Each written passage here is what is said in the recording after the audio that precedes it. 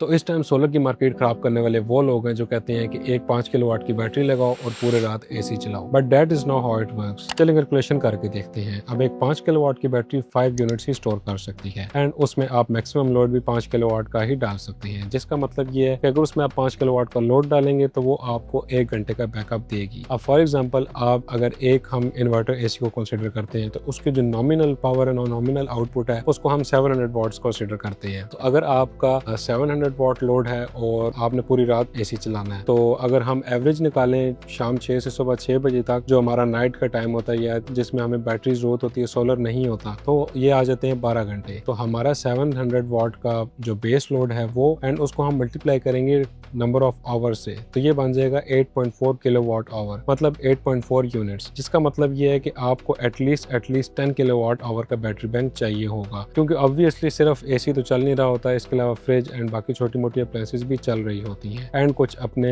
Battery के losses भी होते हैं। एंड याद रहे ये मैं सिर्फ एक एसी के साथ बता रहा हूँ, अगर आपका लोड बढ़ता रहेगा तो आपको बैटरी बैंक भी बढ़ाना पड़ेगा। इसलिए हमेशा अपना सिस्टम लगाने से पहले अपनी प्रॉपर लोड टेस्टिंग और जो आपको बैकअप चाहिए जितनी देर का, वो कैलकुलेशन लाजमी करें।